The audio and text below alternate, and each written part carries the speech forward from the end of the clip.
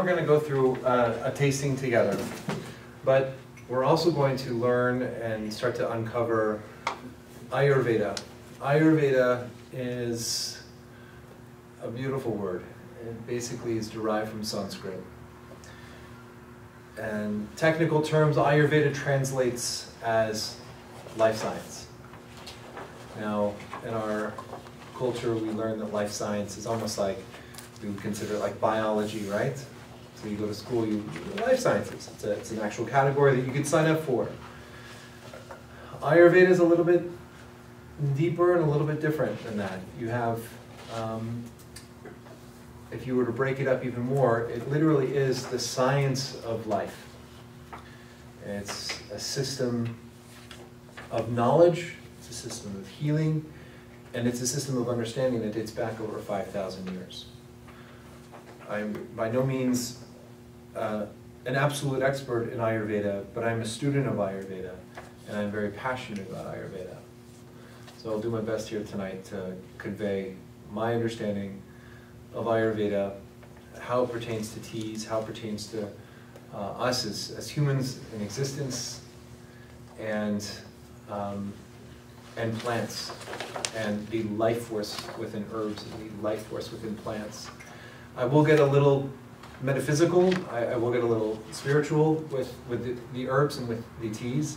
I won't go too far off in the deep end, and I certainly do not want to offend anyone with it, but I will embody and discuss Ayurveda as it was taught by me, by a professor and doctor healer named Dr. Vasant Lad, who lives in New Mexico. I was very fortunate about 16 years ago to study directly with Dr. Lad. Dr. Lad is the leading voice and founder in many ways of Ayurveda within the United States and North America.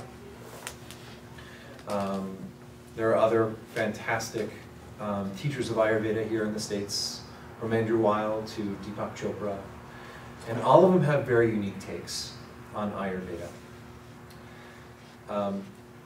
The beauty of Ayurveda is that it's not a set system, meaning it's not a static system, yet it's more of a dynamic system that reminds us as much as possible to balance our current state, right, the current state that we're in, based on your proximity, where you're living in the world, your age, your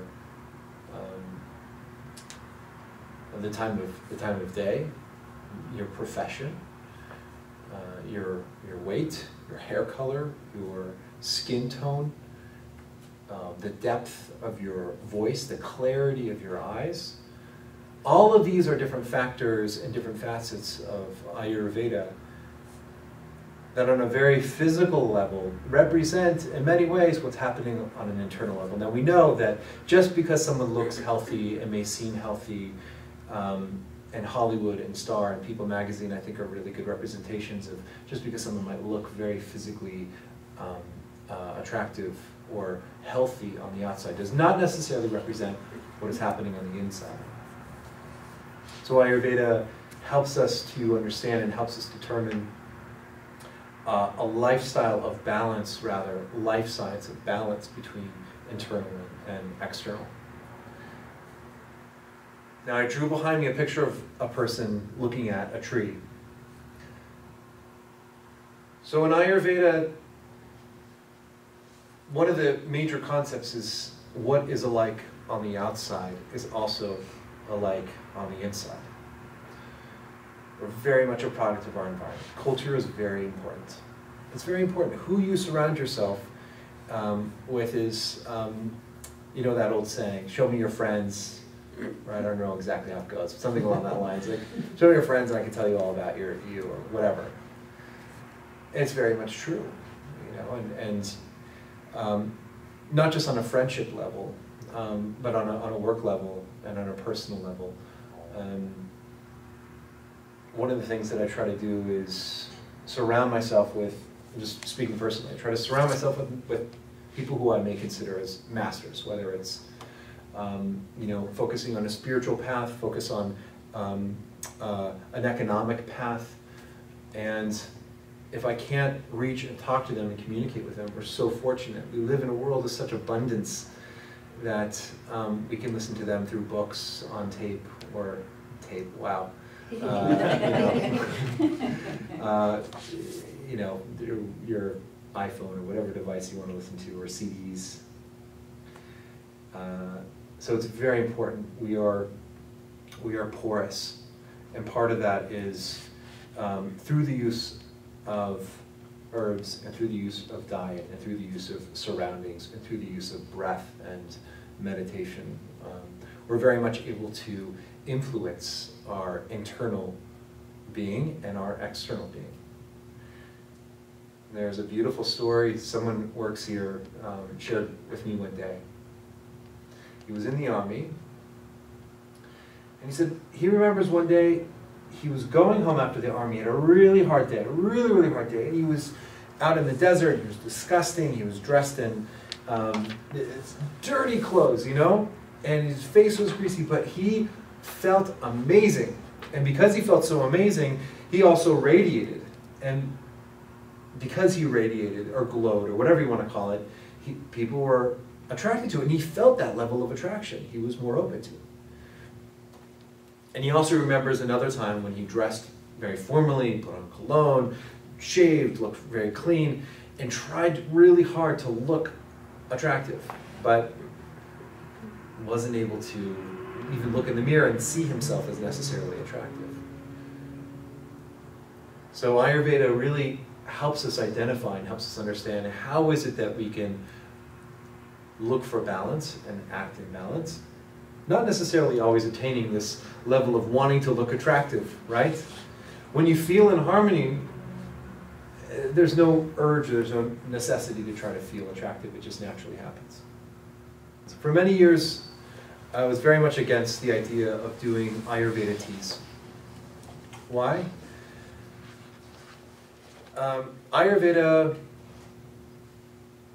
basically talks about the idea that you can't have one particular tea or one particular pill or one particular food that will cure and help millions and millions of people. Now granted, you look around, we may all look a little bit different, but we all have eyes in the same place, we all have our nose in the same place, we all are able to speak and hear and listen for the most part and communicate for the most part together. So there are very similar attributes as us, the family of the human species.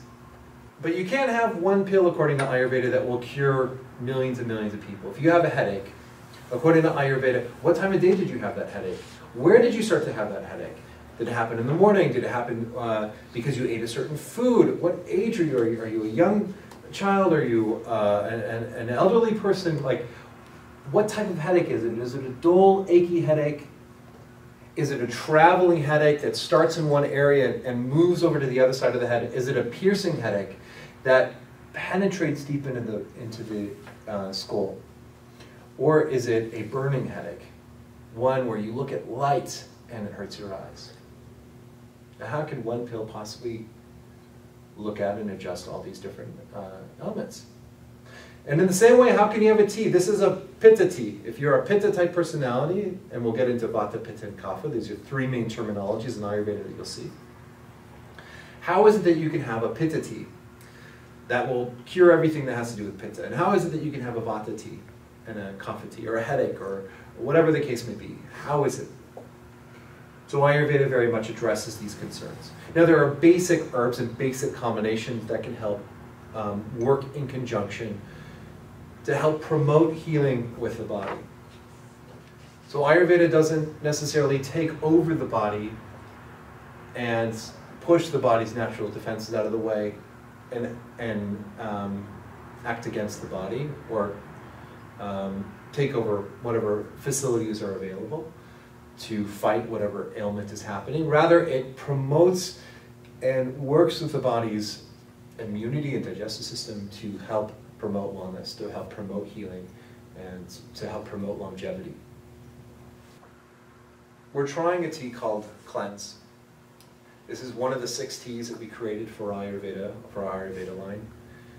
And it's sort of a fun spin-off of, you know, having wellness and having a sense of well-being, but also having fun with it. You know, we tend to take our life very, very seriously, as we should. This is our opportunity, right?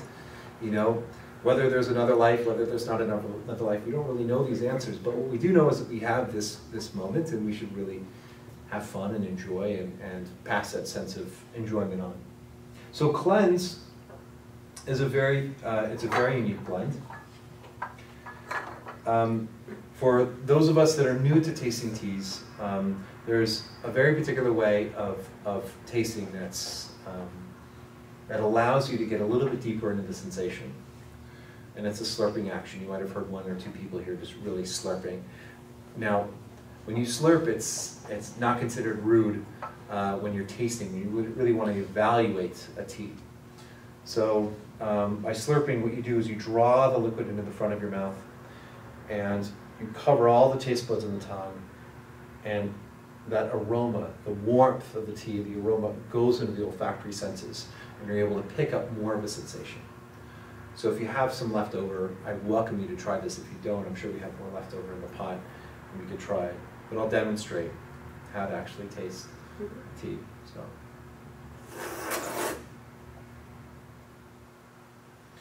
So again, we slurp it, we roll it into the front of our mouth, and we quickly swish it back. According to Ayurveda, there's a term called rasa. Rasa means two things. It's determined as blood, basically, and it's also determined as taste. According to Ayurveda, taste is extremely important. There are Ayurvedic herbs and Ayurvedic pills and Ayurvedic formulas where you can digest it as a pill, but you miss the first part of the healing process. The first part of the body's intelligence. We have a tongue that is able to determine and able to identify what's happening to the body. For example, you eat something spicy. Your tongue identifies it, your mouth identifies it. Oh my gosh, we're eating something spicy. What happens is those little taste buds send a trigger down to your stomach. It says, guys, look out. There's something really hot that's coming in here. So the stomach helps to neutralize the pH balance. It releases extra secretions and helps protect the stomach lining and helps protect the upper part of the digestive system to prevent any sort of damage that might happen. Now, if you were to eat a chili, a small veggie cap of chili pepper, you would bypass the taste, but you would also bypass a certain amount of intelligence that the body would have in preventing an important part of the digestive system.